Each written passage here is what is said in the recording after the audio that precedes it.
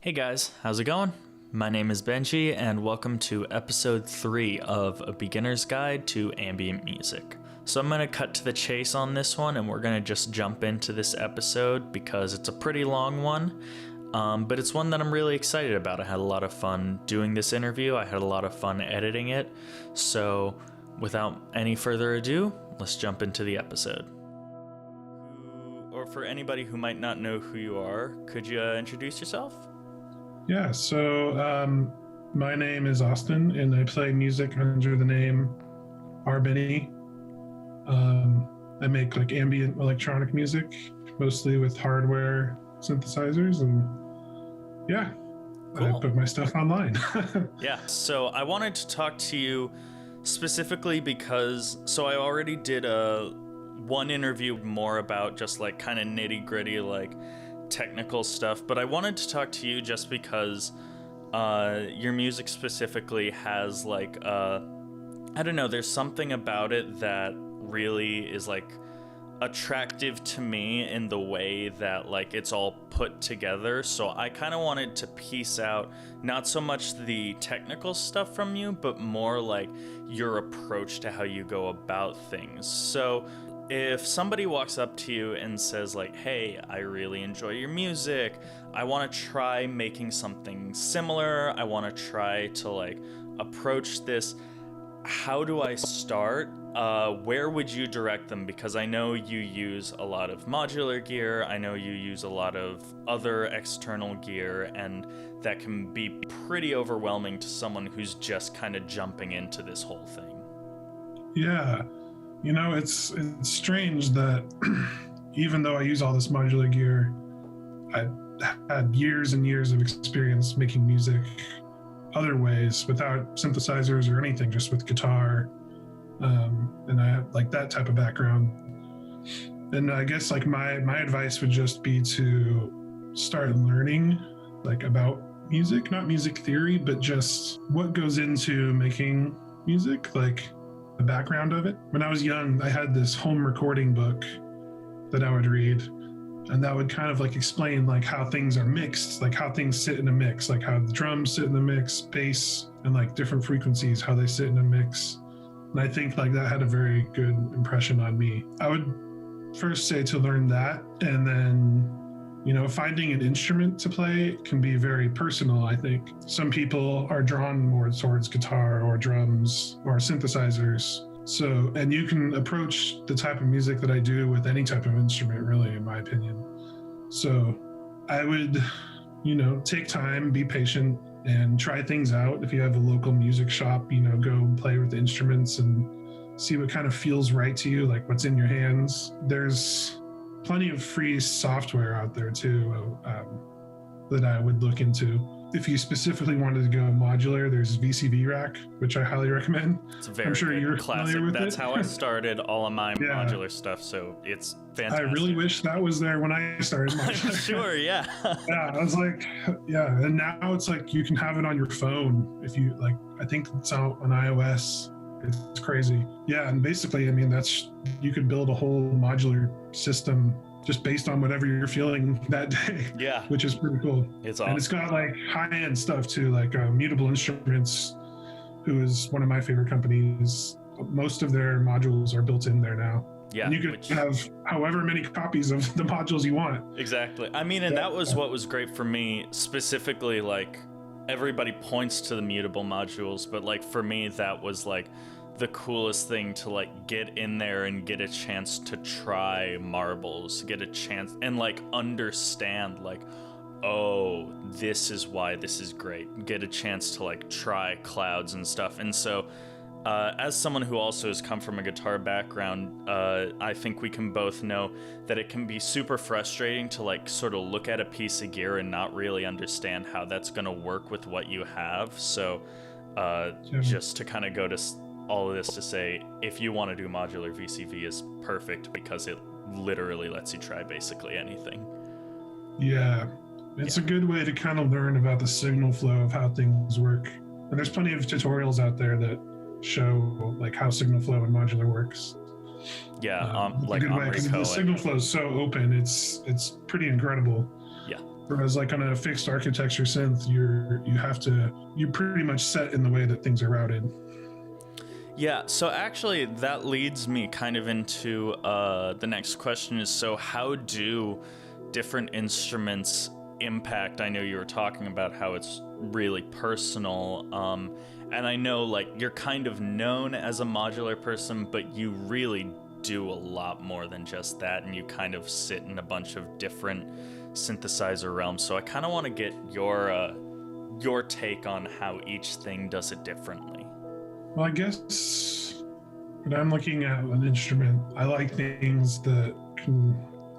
There's like certain types of sounds that I'm looking for, and for me, that could be described as kind of warm, soft, sweet sounding almost, as opposed to like bright and brassy. So I know a lot of like analog synthesizers are bright, brassy, and kind of buzzy, and I can appreciate that sound, but I am looking for more sounds that are less obtrusive in it, or obtrusive. I'm not sure the best way to put it, but yeah, that's what with modular. It's interesting. Like I feel like I don't use modular in like the typical way that a lot of people use it. Like I mostly just use it for effects processing, like 90% of it, and then I have, specific voices that are geared towards sounds that I can't get on other instruments, like physical modeling sounds, which I like the uncanny valley quality of them. So I did like want to ask, like, kind of, because as I was like just going back listening to some of your more recent stuff, what I found was the most interesting was like knowing that the modular was somewhere in there, how disconnected it sort of always feels and always sounds, because from modular, because you kind of associate modular with that, like, a lot of people at least associate it with like the techno thing, the sort of like that bright brassy sort of thing, but the way you really throw in the warmth there and everything like that is it's interesting. And now knowing that it's more based around effects, and then I'm sure the rings fits itself in there somewhere, but yeah, that's cool, that's interesting. Yeah, I'm a big fan of like sampling and resampling things too. So a lot of the times the things that you hear on my albums are the original sound is nowhere in there. It's like it's been processed and affected many times over, run through tape and run through granular processors. And I was gonna say I could really hear a lot of tape in the as a person who's like just kind of started to dive into all of that. I have one of the Marantz machines, and I just got myself a Sony reel-to-reel like TC machine. Oh, nice. Yeah, it was the best deal in my life. It was $30. Yeah, that is a good deal. That's a very good deal. But yeah, so cool. So you generally end up like feeding that in through the machine and then seeing how that speaks to you, I guess. Yeah, I just will just experiment, basically, just run things through things. Like, yeah, coming from the guitar background, I was really big into guitar pedals. Mm-hmm. And the way things work, especially in modular now, it kind of reminds me of that, but the flexibility of routing is so much more flexible, because you could run things into things or like create feedback loops of things running into things. But yeah, it's just I'm just like, oh, I wonder what this would sound like Magneto would sound like running through clouds. And you try it. Yeah, and I think the other side of that is I try to keep like an aspect of performance in there, like an aspect that ties it back to like the person that's actually playing things. So I almost never use sequencers. Everything I do is played by hand and looped, or I just played by hand like throughout the whole track, basically.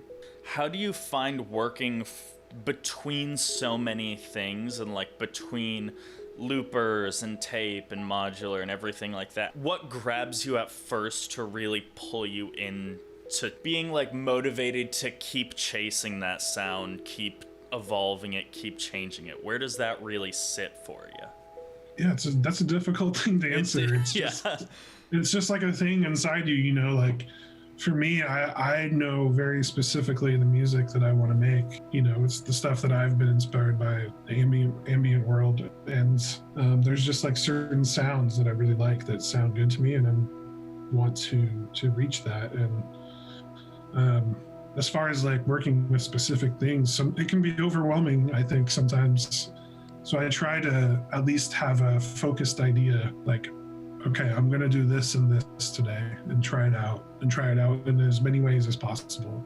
And then after, you do that, different things, like, dozens of times, you start to have an idea of how something will work without actually doing it. Does that make sense? Like, I think so. Yeah, it's really funny because that same basic answer came from the other person who I interviewed, which is very funny because you're both kind of on very different ends of this whole thing.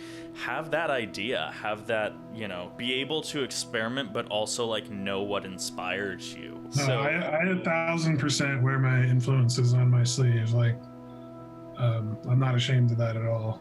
I think it's a good thing, like you can build off you learn about other artists and their process, and you build off that to see what's comfortable for you. Oh, exactly. Totally, like, kind of drifting away from all of that. How do you really approach your structure? I know you talked a lot about there was looping, there's sampling and all of that stuff, but how much are you doing, like, pre-planned, like, I kind of know I want to do this, and how much is like improvisational, and how much of it is like cobbled together after the fact? You're like, oh, this kind of works here, let me throw these two tracks on top of each other. How does that kind of all work itself together? It's a thing that I'm still, it's always changing. I'd say like the gist of it is I will just sit down at a keyboard or with a controller and come up with a melody. And sometimes that melody I'll have partially already, in my head, like I'll think of it while walking or something. I'll flesh out the melody and then try to find a sound that works with that melody. So it almost always starts with melodies. And in that case, like once I have a sound that I like that fits with the melody, I'll record that. The process from there is building on top of that. So I'll try to find sounds and create parts that kind of build off of that melody. And sometimes as you're building the track, the original melody sometimes doesn't work out and you just take it out, and everything else that you built after that fact creates the track. And, the process is kind of always different. So sometimes like I can just play one part for the whole song, or sometimes I'll just play the melody once and then do the arranging later on. You know what I mean? Yeah. And then sometimes it's just, I will have a sound, like a patch that I really like, and I will try to find a musical idea that fits within that patch. I'd say that's a little less common, because when I'm making music, I feel like the melody making or like the song part of it, I can express myself better that way. As opposed to the sound, you're trying to create something out of nothing. That's all it is. But I don't know. So it's just like building up these layers, kind of like I use a lot of overdubs. So like I'll have an initial performance that's live and then just build up things around that and kind of arrange and mix as I go. And it changes, depending on what I'm working on. For example, one of my albums, I was working with tape loops a lot. So what I would do is make these tape loops, like 5 to 10 second tape loops, and play them and then run them through effects. And I would use the effects and like delay and reverb to kind of build up the tape loops like into these, like, I don't know what you'd call it, but you just build up the sound like to a climax. Yeah. And then after that, I would go in and add overdubs and things. Kind of what I'm trying to get across with a lot of this is there's no real wrong answer. No. You can go about it however you want, and like these things are just great for, turning that switch in somebody's mind, being like, oh, I get it now, I can try this, I can sort of jump in on this. So when you're doing this stuff, obviously like Ambient is sort of like built out of like, eschew the traditional song structures, get rid of all of that sort of stuff. But I also find something about what you create. There's still sort of this thing that's, I don't know, it's familiar in a way that it's very approachable, but it's also fresh enough in a way that keeps you there. And I kind of want to know how you personally parse out that, like, how do you take that idea of, oh, well, this is, I don't know, just how do you, does that make sense? Now it's my turn to ask. Yeah, I mean, yeah, that's one of those things that's just difficult to know. It's just instincts, I think. After just making music for so long, you're able to kind of translate your feelings and emotions into music. I think, yeah, there's definitely like a tinge of nostalgia to my music. I don't know if that's intentional or not. Sometimes it is, sometimes it isn't. Sometimes I can't get away from it. Yeah. But, a lot of my music is like I'm reflecting on how I'm feeling and reflecting on things. So I think it comes across in like a very reflective way. I guess, yeah, for me, like part of it is that my working process is kind of slow. So like how you said, like you work in the moment and you just record whatever you do in the moment. That's cool because that's like you're in the moment, like that you're capturing it as it happens. And I guess for me, like my thing is like I have to build towards that. Like I have to do a lot of like soul searching, and like things are very slow. Like I will work on something forever. Like yeah.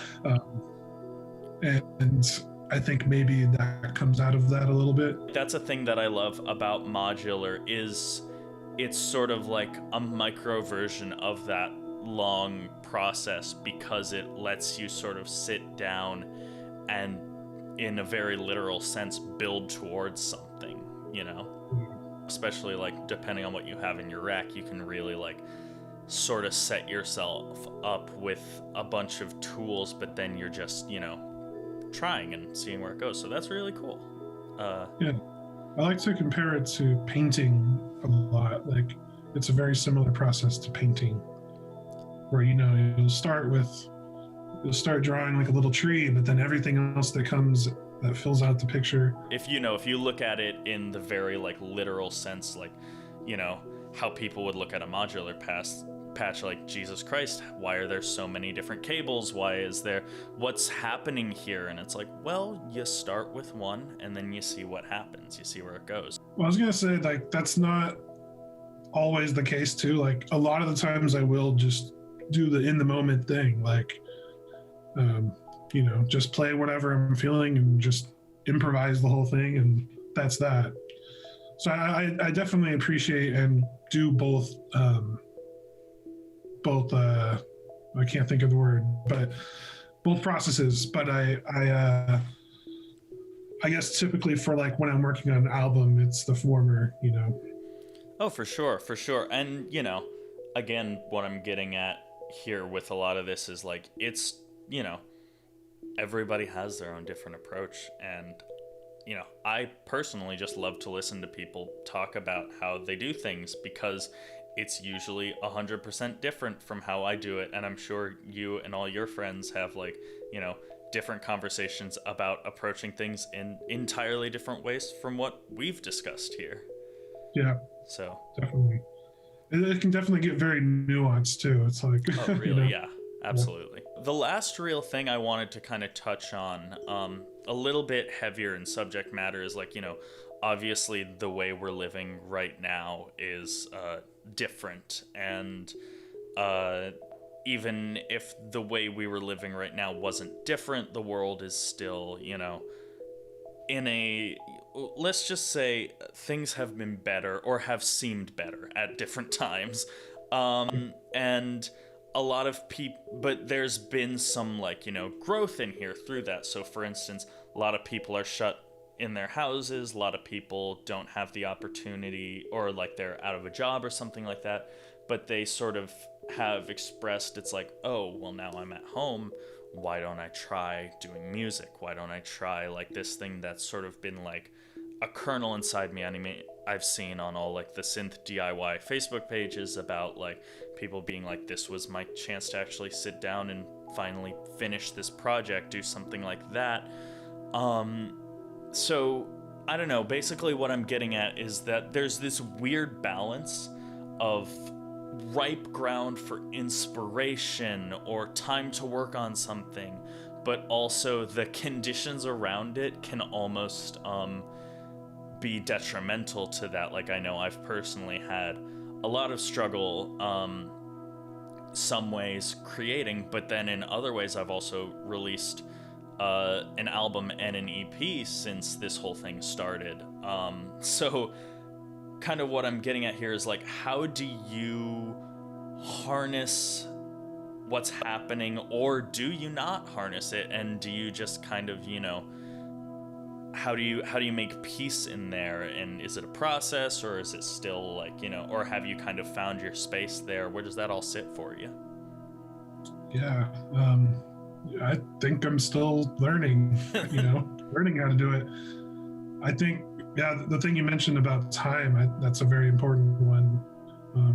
For me, like I'm lucky enough to have a day job, and because of that, I don't have a lot of time to work on music, or as much as I would want to. Mm-hmm. And in the first few months, you know, first few months when the COVID hit, and we were under lockdown, basically, or not lockdown, but stay at home. I was working from home for a few months, and all of a sudden I found, oh, this downtime, if I was at work and I had this downtime and I would just be browsing the internet, well, now I have all my music gear here. So I was like, okay, well, I should probably make use of this somehow. And I think maybe I had a lot of pent up creativity. So, you know, I was able to finish a lot of projects in a short amount of time.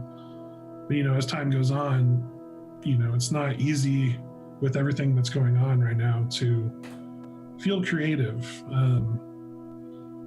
I know it's definitely has caught up to me. Like, even though I'm going back to work, like I feel being creative is very rough right now. Especially like, yeah, there's nobody's playing shows, so everything's done online now. Yeah. And you know, it was, I don't know, it's tough. I think you starting to see musicians take on other types of projects, like people being able to work on videos for their music now, or you know, there's a lot of music coming out. Yeah. A lot of albums that were recorded. So yeah, I think people are finding a way to be creative. And I've been lucky enough to have a few creative jobs the last couple of months.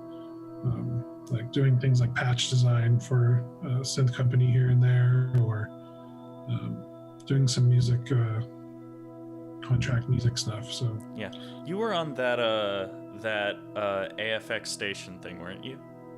Yes, that's very cool. I did some patch design for that, which was really, really fun. Yeah, that's awesome. That's just my own personal interjection there. I'm like, that's super cool. It's funny, we did that so long ago. Like, I think that was right when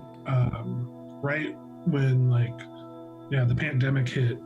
That was like the first thing that I did, and I almost forgot about it, that was coming out.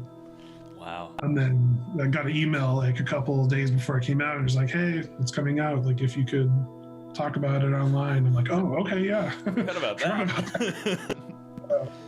Yeah, that's cool. Yeah, I mean, it is kind of that weird thing where it is like that balance. I mean, I'm still in the dregs of retail, and so that's been its own sort of struggle, because I didn't even have a work from home period. I just kind of, I still go to work 5 days a week, and you know, it's difficult in one way because there's obviously like this sort of like emotional exhaustion that you get through kind of having to be out and present in this weirdly like disassociative world almost, because you know, you don't really understand or I mean, everybody does now, but we all didn't really understand how important seeing below this point was to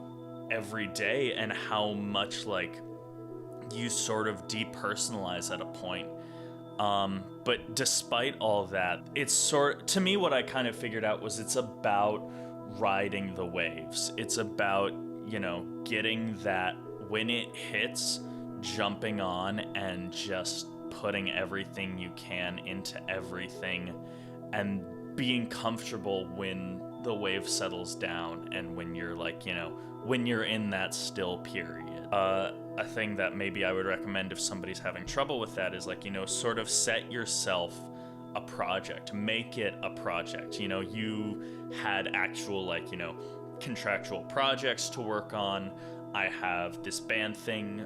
You can find a way to sort of, inspire yourself without also, totally like killing any creativity. Like, there's ways to do that in ways that are like, it's difficult and it's challenging, but it's not forcing. It's still something fun, or it's still something creatively, even like just something creatively motivating. So that's my personal, takeaway from it is, push yourself, but also like be comfortable when you can't, admitting defeat, or not even defeat, because it's not defeat.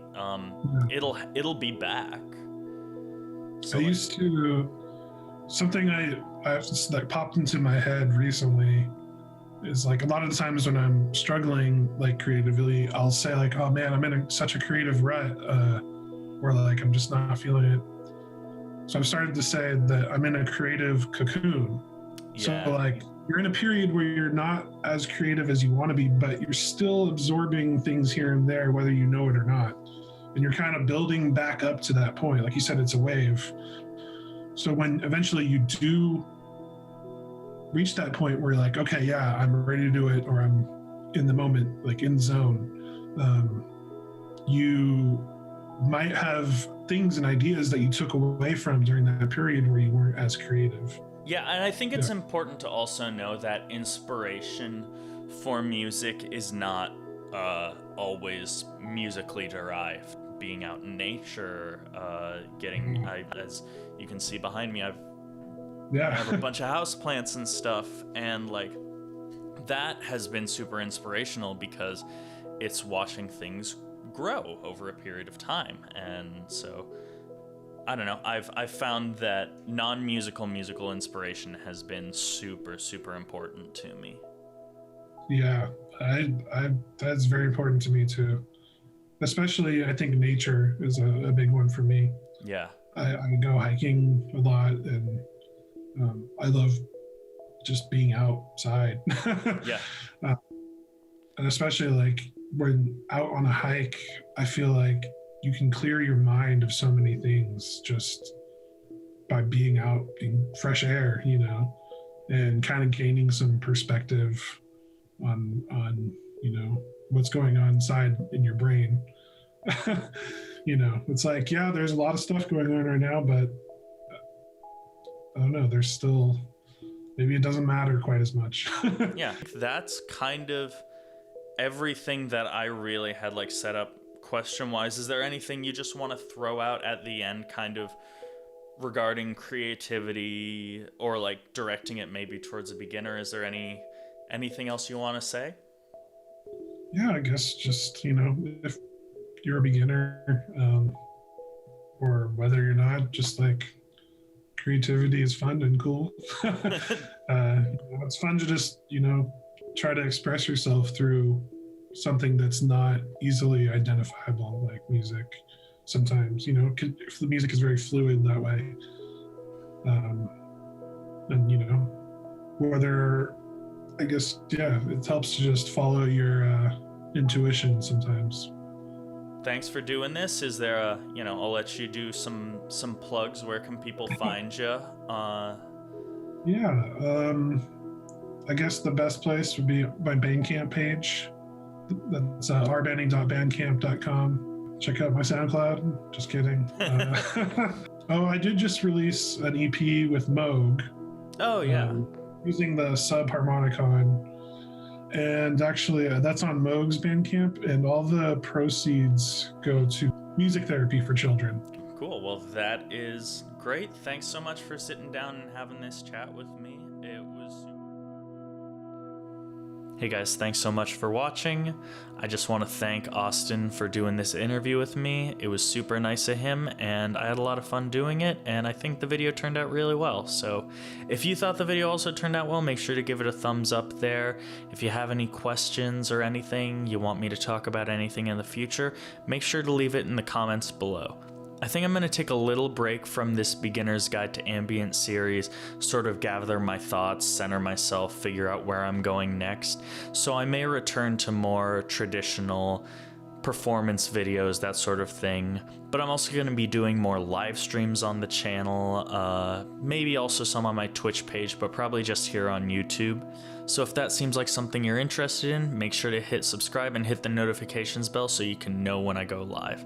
I try to post when I go live on my Instagram stories and sometimes on my Twitter, so make sure to follow me on social media as well if you're interested in that. I'm gonna quit plugging myself. Just wanted to say thanks to Austin again for this great interview, and yeah, you guys have a great day.